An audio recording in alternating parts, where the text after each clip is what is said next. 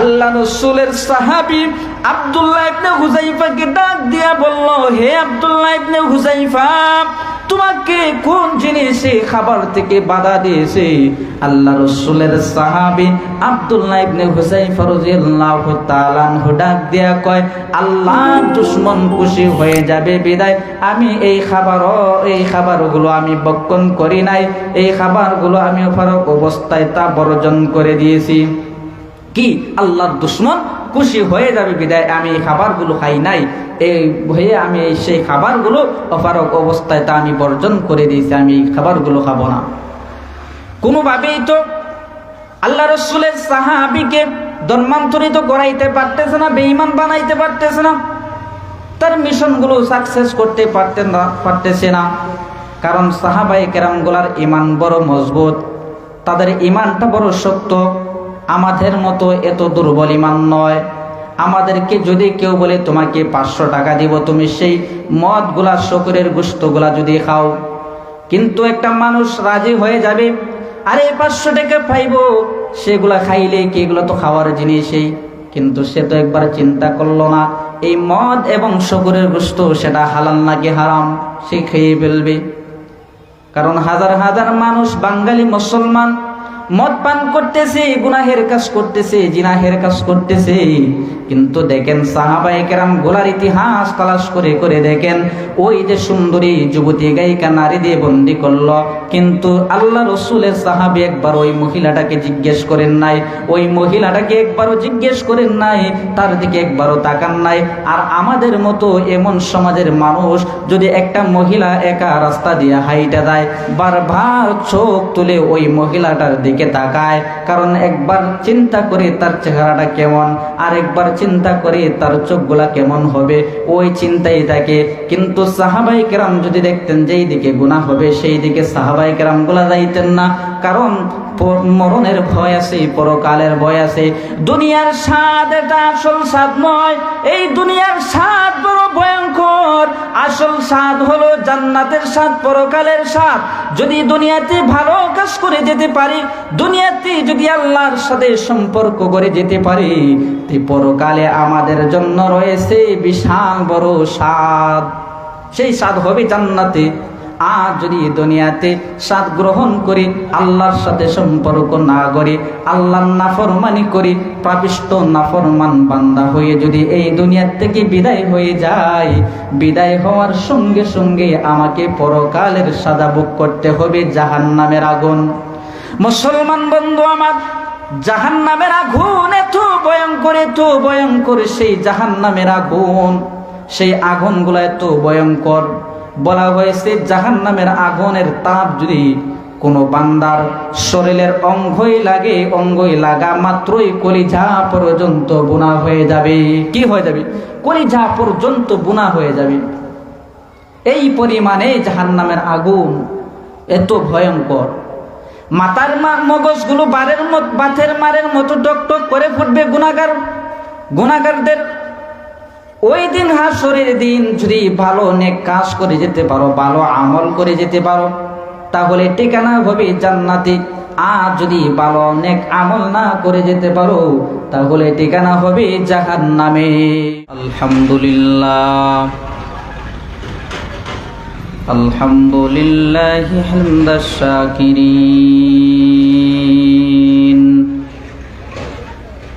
ওয়া নু'মিনু বিহি ঈমানাল মুকিনিন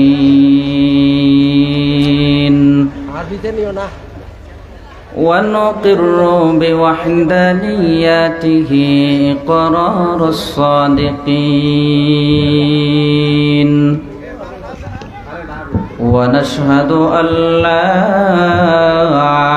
إله إلا الله وحده لا شريك له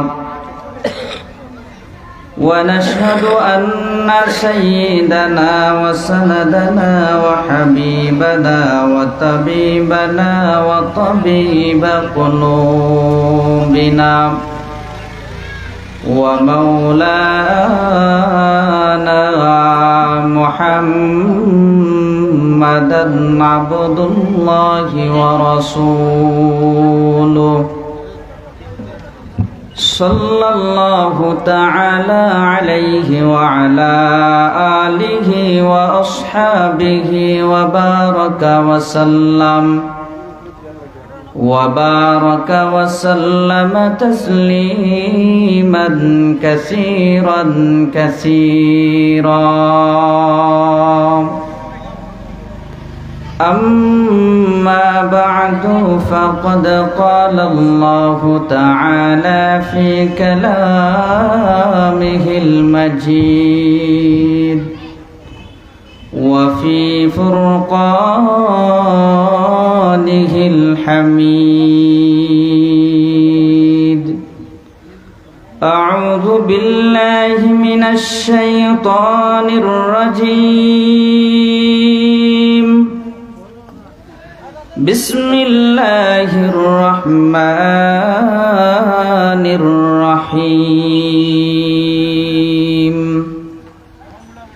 إن الله اشترى من المؤمنين أنفسهم وأموالهم بأن لهم الجنة صدق الله مولانا العظيم وصدق رسوله النبي الكريم ونحن على ذلك من الشاهدين والشاكرين والذاكرين والحمد لله رب العالمين اللهم صل على محمد وعلى آل محمد كما صليت على إبراهيم وعلى آل إبراهيم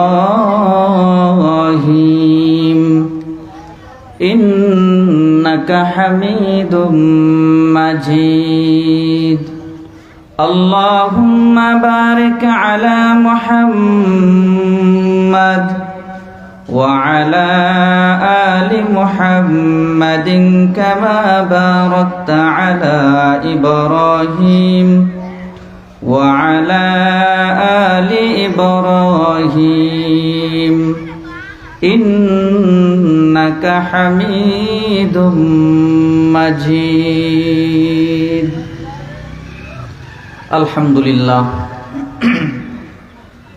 ঐতিহাসিক অলিপুর আদর্শ হাফিজিয়া মাদ্রাসার কর্তৃক আয়োজিত বাৎসরিক 2 দিনব্যাপী পবিত্র তাফসিরুল কুরআন মহাসম্মেলনের প্রথম দিনের চলমান অধিবেশনে আমার শ্রদ্ধেভাজন সভাপতি সাহেব, দিগার হযরত উলামায়ে কিরাম, আজিজ তুলাফা, মুরব্বিয়ান আযম, সমাবয়সী যুবক বন্ধুগণ, স্নেহের ছোট ভাই, পর্দার আড়ালে বসা শ্রদ্ধেয়া সম্মানিতা মা ও বোনেরা, মহিয়ান গরিয়ান প্রভুর অসংখ্য অগণিত শুকর এবং সুজুর যে আল্লাহ রব্বুল আলামিন আপনাদেরকে আমাকে অত্যন্ত মায়া করে, মহব্বত করে, ভালোবেসে লাখো কোটি মানুষ থেকে যাচাই বাছাই করে, ফিতনা ফাসাদের জামানাত থেকে ফারিক করে কোরআন ও হাদিসের বয়ান বেহেশতি বাগান জান্নাতি সামিয়ানার নিচে উলামায়ে কেরামদের সোহবতে আসবার বসবার তৌফিক দান করেছেন।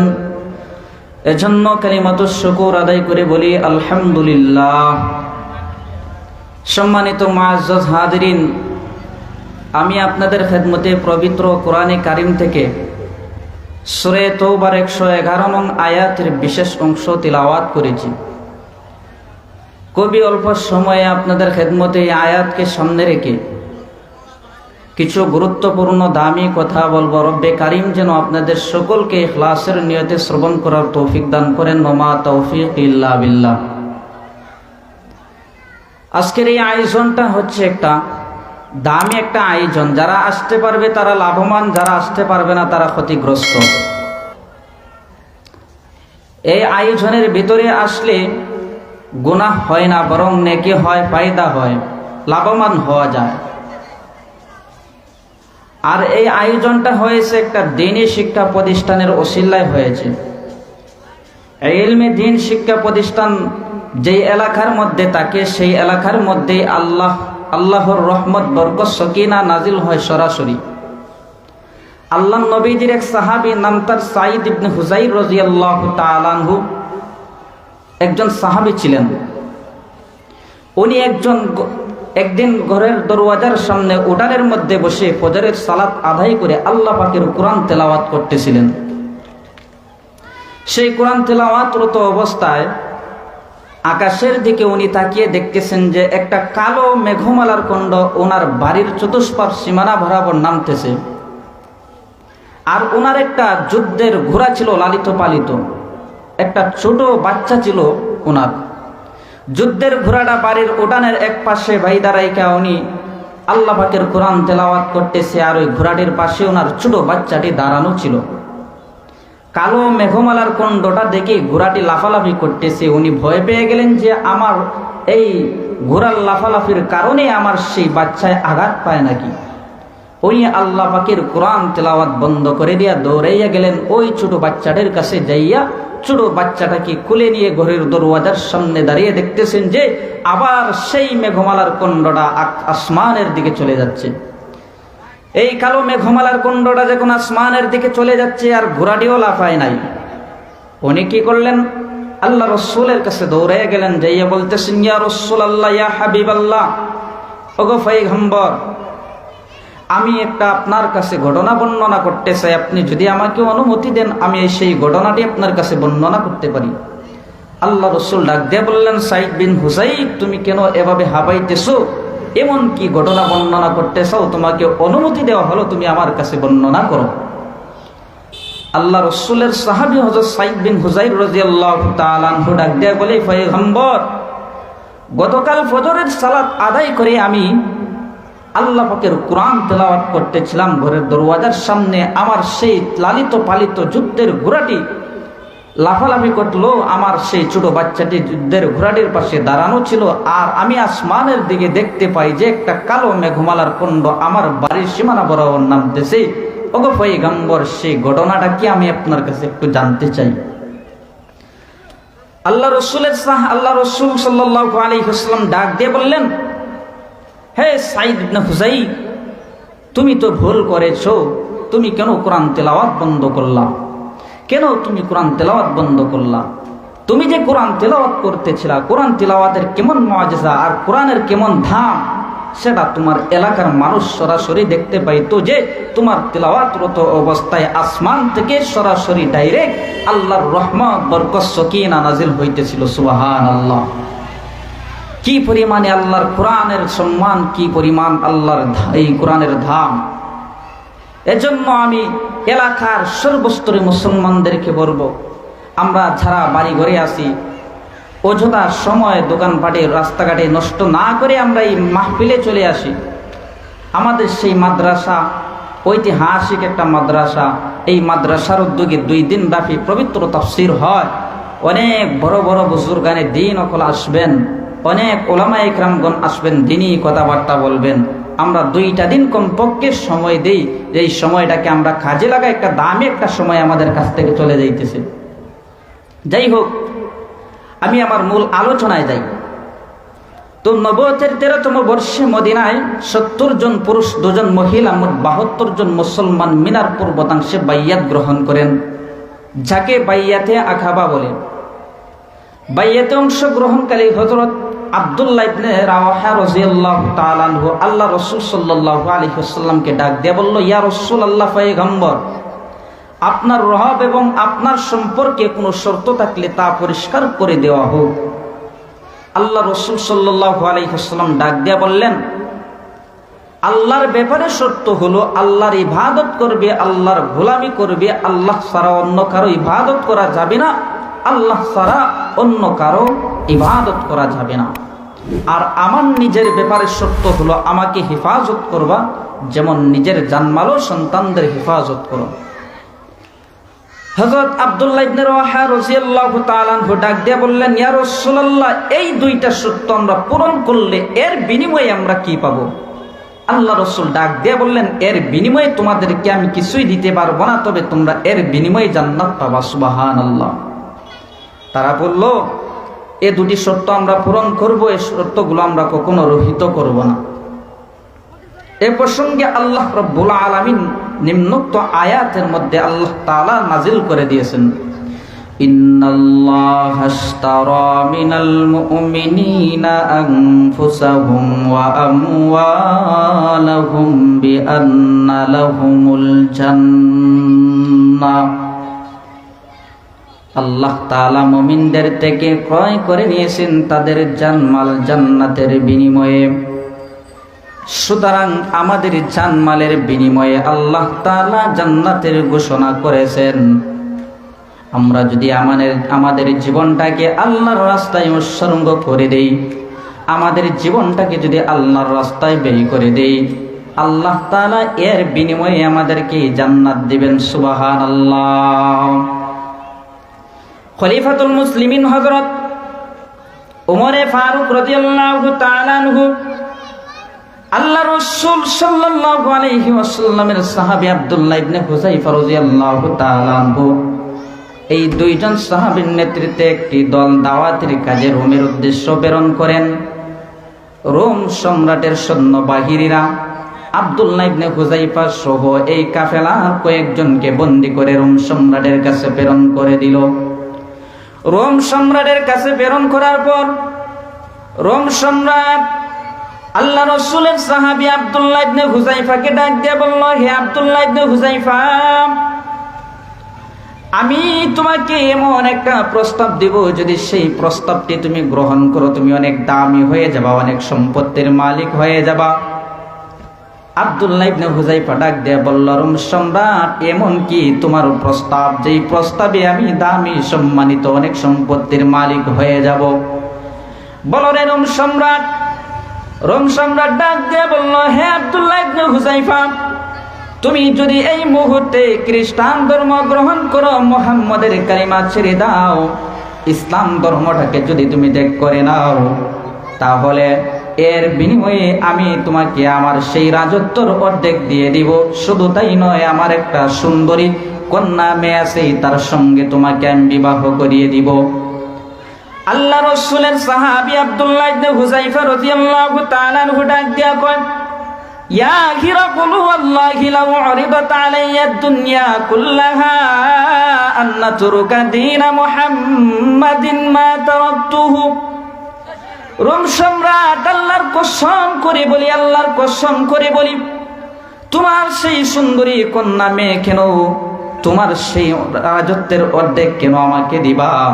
আমাকে যদি তামাম দুনিয়াটা দেওয়া হয়, তারপরও আমি মুহাম্মদের কালিমা ছাড়তে পারবো না, আমি খ্রিস্টান ধর্ম গ্রহণ করতে পারবো না, এটা আমার দ্বারা সম্ভব নয়। আল্লাহ রাসূলের এই প্রশ্নের জবাব শুনে ওই রোম সম্রাট সৈন্যবাহিনীদেরকে ডাক দিয়া বলল, হে আমার সৈন্যবাহিনীরা, একটা বাঁশের মঞ্চ প্রস্তুত করো, সেই মঞ্চে আব্দুল্লাহ ইবনে হুযায়ফা রাদিয়াল্লাহু তাআলা আনহুকে ঝুলিয়ে দিব, কারণ সে মুহাম্মদের কালিমা ছাড়তে পারবে না, সে খ্রিস্টান ধর্ম গ্রহণ করবে না, এজন্য তাকে আমি ফাঁসিতে ঝুলিয়ে দিব। সৈন্যবাহিনীরা সেই নির্দেশ অনুযায়ী ফাঁসির মঞ্চ প্রস্তুত করে দিল। আল্লাহ রাসূলের সাহাবী আব্দুল্লাহ ইবনে হুযায়ফা রাদিয়াল্লাহু তাআলা আনহুকে এই মুহূর্তে ফাঁসির মঞ্চে ঝুলিয়ে দিবে। আসামি ফাঁসির মঞ্চে ধার করিয়ে দিল।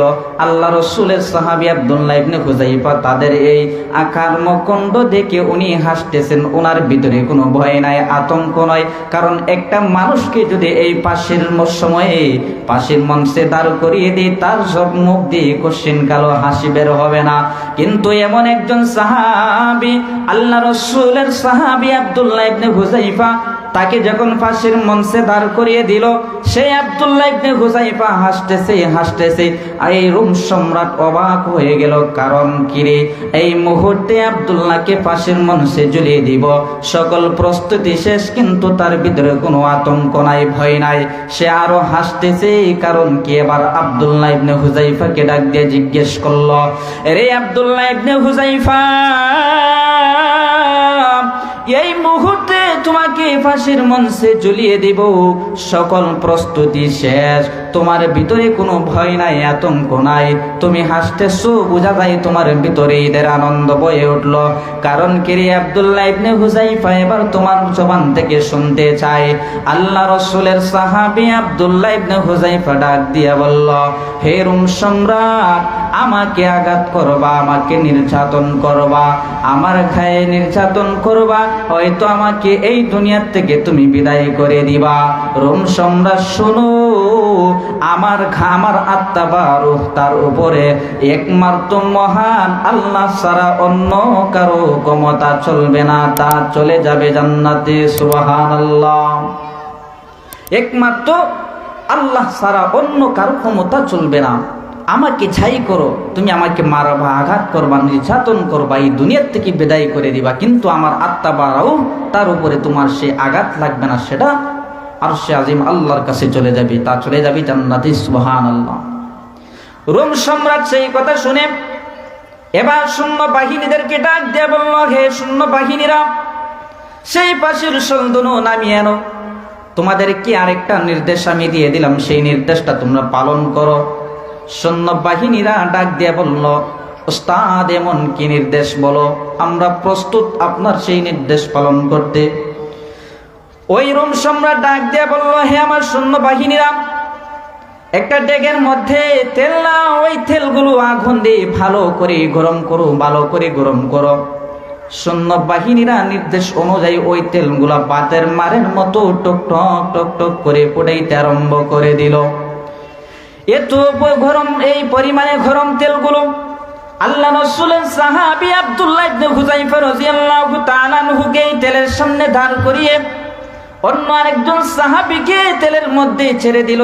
সাহাবী মুহূর্তের মধ্যে দুনিয়া ছেড়ে চলে গেলেন, শাহাদত বরণ করলেন।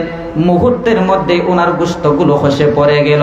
রোম সম্রাট আব্দুল্লাহ ইবনে হুযায়ফা রাদিয়াল্লাহু তাআলা আনহুকে ডাক দেয়া বয়, হে আব্দুল্লাহ ইবনে হুযায়ফা, এই মুহূর্তে তুমি খ্রিস্টান ধর্ম গ্রহণ করো, মুহাম্মদের কালিমা ছেড়ে দাও।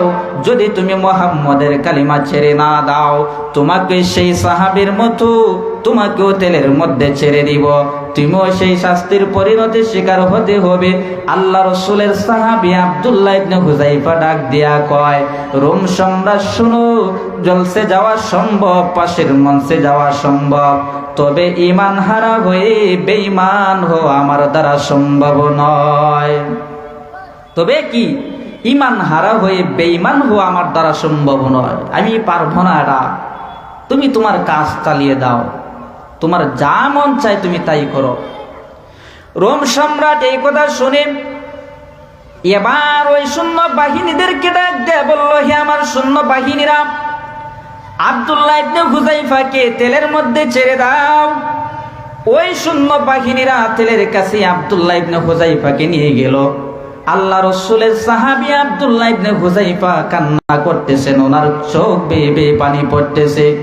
রোম সম্রাট ভাবলো আব্দুল্লাহ ভয় পেয়ে গেছে, আব্দুল্লাহর দিলটা নরম হয়ে গেছে, এই মুহূর্তে আব্দুল্লাহ ইবনে হুযায়ফা মুহাম্মদের কালিমা ছেড়ে দিবে, সম্ভবত সে খ্রিস্টান ধর্ম গ্রহণ করে ফেলবে। তাকে একটু জিজ্ঞেস করি। এবার রোম সম্রাট ডাক দিয়ে জিজ্ঞেস করলো, হে আব্দুল্লাহ ইবনে হুযায়ফা, তুমি কেন কান্না করতেছো রে আব্দুল্লাহ ইবনে হুযায়ফা? তোমার মধ্যে এমন কি আছে তুমি ভয় পেয়ে গেছো? আব্দুল্লাহ ইবনে হুযায়ফা রে, তুমি ভয় পেও না, আমার কাছে তোমার সব অনুভূতি প্রকাশ করো, তোমাকে আমরা কিছুই করব না। আল্লাহ রাসূলের সাহাবী আব্দুল্লাহ ইবনে হুযায়ফা রাদিয়াল্লাহু তাআলা আনহু ডাক দিয়া কয়, ওয়ালিল্লাহি মা বাকাইতু খাউফান ওয়ালাকিন্নী বাকাইতু লিআন্না লি নাফসান ওয়াহিদাতান ওয়া কুনতু আমাদু আইয়াকুনা লি মিআতা নাফসি। হে রোম সম্রাট, আল্লাহর কসম করে বলি, আল্লাহর কসম করে বলি, রোম সম্রাট যে আমি মৃত্যুর ভয়ে কাঁদিনি, আমি মরণের ভয়ে কাঁদিনি, আমি এজন্য কাঁদি, আমি এজন্য কাঁদি, আমার আল্লাহ আমাকে মাত্র একটা আত্মা দান করেছেন, আমার আল্লাহ আমাকে মাত্র একটি জীবন দান করেছেন। আমার আল্লাহ যদি আমাকে শত শত জীবন দান করতেন কতই না ভালো হতো। আমি আমার সকল আত্মাগুলি এক একটা করে আল্লাহর রাস্তায় উৎসর্গ করে দিতাম। সুবহানাল্লাহ। আমি আমার সকল আত্মাগুলি এক একটা করে আল্লাহর রাস্তায় উৎসর্গ করে দিতাম। যদি আল্লাহ আমাকে শত শত জীবন দান করতেন, শত শত আত্মা যদি আল্লাহ আমাকে দান করতেন, তবে আল্লাহ মাত্র একটা আত্মা দান করেছেন, এজন্য আমি একটাই দিয়ে দিলাম। রোম সম্রাট কোনোভাবেই তার মিশনগুলো সাকসেস করতে পারতেছে না। আল্লাহ রাসূলের সাহাবী আব্দুল্লাহ ইবনে হুযাইফাকে কোনোভাবেই ধর্মান্তরিত করাইতে পারতেছে না, বেঈমান বানাইতে পারতেছে না। এবার সিদ্ধান্ত নিল আল্লাহ রাসূলের সাহাবীকে একটা নির্জন কামরায় বন্দী করব।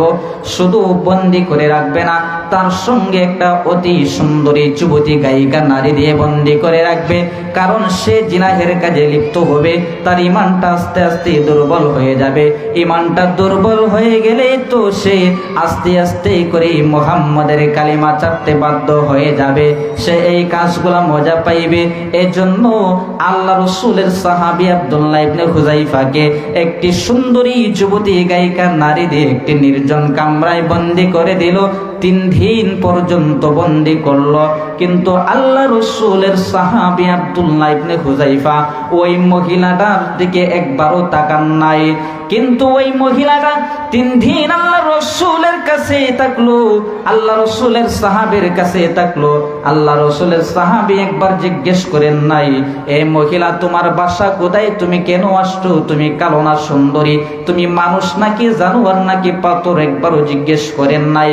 3 দিন পর যখন রোম সম্রাট ওই মহিলাটাকে ডাক দিয়ে জিজ্ঞেস করলো, হে সুন্দরী যুবতী গায়িকা নারী, 3 দিন পর্যন্ত আব্দুল্লাহ ইবনে হুযাইফার সঙ্গে নির্জন কামরায় অবস্থান করলা, এবার একটু হালাত বলো, 3 দিন তোমার কি হয়েছে? ওই মহিলাটি এবার ডাক দিয়ে কয়, রোম সম্রাট, আরসালতানি ইলা বাশারিন নাও ইলা হাজারিন কুল্লামা খুতুওয়াতিন আমামা মা সামি'তু মিনহু কাওলান লা ইলাহা ইল্লাল্লাহ। হে রোম সম্রাট, আমাকে কার কাছে তুমি বন্দী করলা, আমাকে কার কাছে তুমি রাখলা? 3টা দিন আমি সময় অতিক্রম করলাম, কিন্তু এমন একজন মানুষের কাছে আমাকে বন্দী করলা, ওই মানুষটা একবার চোখ তাকিয়ে আমার দিকে তাকাইল না, ওই মানুষটা একবার আমাকে জিজ্ঞেস করলো না তুমি কে, তুমি কালো নাকি সুন্দর, তুমি মানুষ নাকি জানোয়ার নাকি পাথর, একবার আমাকে জিজ্ঞেস করলো না। ওই যুবকটা, ওই মানুষটা শুধু আল্লাহ নামের তাসবিহ জপে জপে 3টা দিন অতিক্রম করে দিল, একটা ভার আমার দিকে তাকাইল না। আল্লাহ রাসূলের সাহাবীর এই কথা, আল্লাহ রাসূলের সাহাবী 3টা দিন এভাবেই কাটিয়ে দিলেন। এই ঘটনা বলার পরে ওই রোম সম্রাট ডাক দিয়া কয়, তাকে তো কোনোভাবেই ধর্মান্তরিত করাইতে পারতেছি না, তবে শেষ মিশন হলো তাকে আবার আমি নির্জন কামরায় বন্দী করে দিব। নির্জন কামরায় শুধু এভাবেই বন্দী করব না, তাকে এদিকে 3 দিন রাখলাম, আবার 3 দিন রাখবো, 3 দিন খাবার দেই নাই, এখন এমন একটা খাবার দিব যেই খাবারটা হারাম খাবার, সে খাইলে এটাও তার ঈমানটা দুর্বল হয়ে যাবে।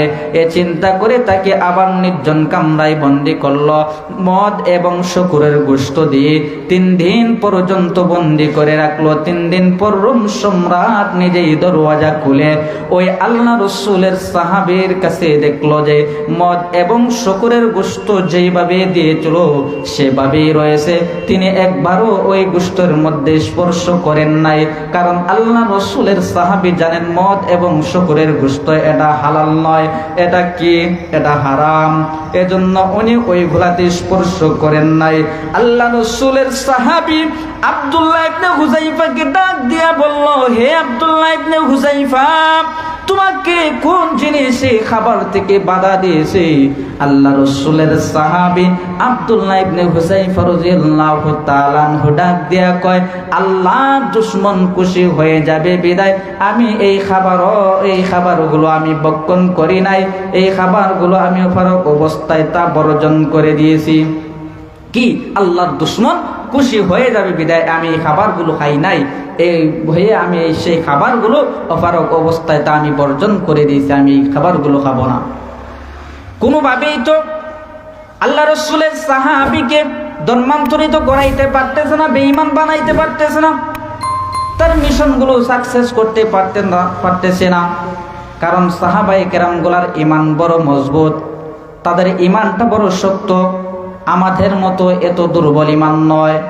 আমাদেরকে যদি কেউ বলে তোমাকে 500 টাকা দিব, তুমি সেই মদগুলা, শকুরের গোশতগুলা যদি খাও, কিন্তু একটা মানুষ রাজি হয়ে যাবে, আরে 500 টাকা পাইব, সেগুলা খাইলে কি, এগুলো তো খাওয়ার জিনিসই, কিন্তু সে তো একবার চিন্তা করলো না এই মদ এবং শকুরের গোশত সেটা হালাল নাকি হারাম, সে খেয়ে ফেলবে। কারণ হাজার হাজার মানুষ, বাঙালি মুসলমান, মদ পান করতেছে, গুনাহের কাজ করতেছে, জিনাহের কাজ করতেছে, কিন্তু দেখেন সাহাবায়ে কেরাম গোলার ইতিহাস তালাশ করে করে দেখেন, ওই যে সুন্দরী যুবতী গায়িকা নারী দিয়ে বন্দি করলো, কিন্তু আল্লাহ রসুলের সাহাবী একবার ওই মহিলাটাকে জিজ্ঞেস করেন নাই, ওই মহিলাটাকে একবারও জিজ্ঞেস করেন নাই, তার দিকে একবারও তাকান নাই। আর আমাদের মতো এমন সমাজের মানুষ যদি একটা মহিলা একা রাস্তা দিয়ে হাইটা যায়, বারবার চোখ তুলে ওই মহিলাটার দিকে তাকায়, কারণ একবার চিন্তা করে তার চেহারাটা কেমন, আর একবার চিন্তা করে তার চোখগুলা কেমন হবে, ওই চিন্তাই থাকে। কিন্তু সাহাবায়ে কেরাম যদি দেখতেন যেই দিকে গুনাহ হবে সেই দিকে সাহাবায়ে কেরাম গুলা যাইতেন না, কারণ মরণের ভয় আছে, পরকালের ভয় আছে। দুনিয়ার স্বাদ এটা আসল স্বাদ নয়, এই দুনিয়ার স্বাদ বড় ভয়ঙ্কর। আসল স্বাদ হলো জান্নাতের স্বাদ, পরকালের স্বাদ। যদি দুনিয়াতে ভালো কাজ করে যেতে পারি, দুনিয়াতে যদি আল্লাহর সাথে সম্পর্ক করে যেতে পারি, তে পরকালে আমাদের জন্য রয়েছে বিশাল বড় স্বাদ, সেই স্বাদ হবে জান্নাতে। আর যদি দুনিয়াতে স্বাদ গ্রহণ করি, আল্লাহর সাথে সম্পর্ক না করি, আল্লাহর নাফরমানি করি, পাপিষ্ঠ নাফরমান বান্দা হয়ে যদি এই দুনিয়া থেকে বিদায় হয়ে যায়, বিদায় হওয়ার সঙ্গে সঙ্গে আমাকে পরকালের সাজা ভোগ করতে হবে জাহান্নামের আগুন। মুসলমান বন্ধু আমার, জাহান্নামের আগুন এত ভয়ঙ্কর, এত ভয়ঙ্কর, সেই জাহান্নামের আগুন, সেই আগুনগুলো এত ভয়ঙ্কর। বলা হয়েছে জাহান্নামের আগুনের তাপ যদি কোনো বান্দার শরীরের অঙ্গই লাগে, অঙ্গই লাগা মাত্রই কলিজা পর্যন্ত বুনা হয়ে যাবে। কি হয়ে যাবে? কলিজা পর্যন্ত বুনা হয়ে যাবে। এই পরিমাণে জাহান্নামের আগুন এত ভয়ঙ্কর। মাথার মগজগুলো বাতের মারের মতো টকটক করে ফুটবে গুনাহগারদের। ওই দিন হাসরের দিন যদি ভালো নেক কাজ করে যেতে পারো, ভালো আমল করে যেতে পারো, তাহলে ঠিকানা হবে জান্নাতে। আর যদি ভালো নেক আমল না করে যেতে পারো, তাহলে ঠিকানা হবে জাহান্নামে।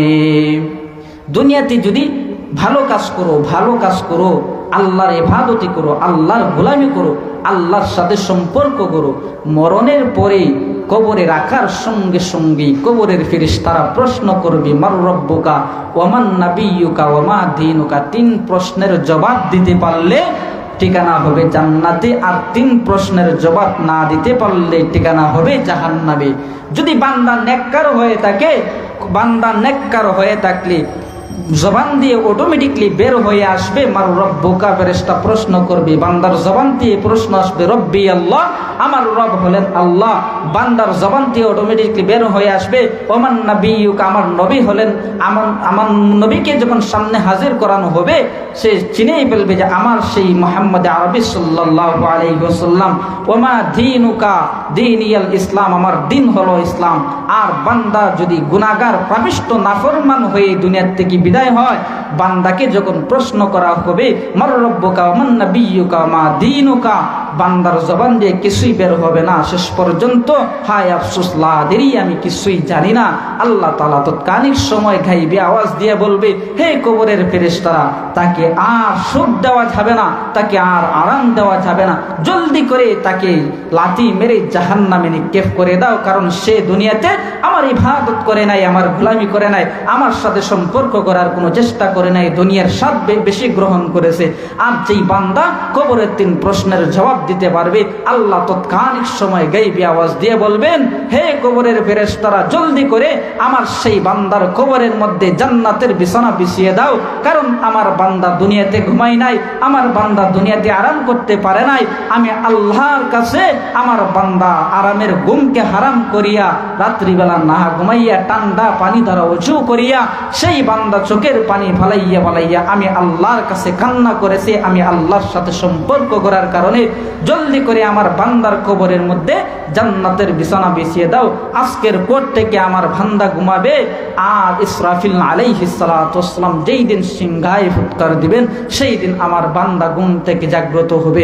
এর আগে আর আমার বান্দা ঘুম থেকে জাগ্রত হবে না। যাই হোক, যতটুকুনি আলোচনা করলাম, আমার সেই অগোছালো কথার ভিতরে কোনো ভুল ত্রুটি হয়ে থাকলে ক্ষমার দৃষ্টিতে দেখবেন। আল্লাহ তাআলা যেন সেই কথাগুলোর উপর আমাদের সকলকে ইখলাসের নিয়তে আমল করার তৌফিক দান করেন। ওয়া আখিরু দাওয়ানা আলহামদুলিল্লাহি রাব্বিল আলামিন।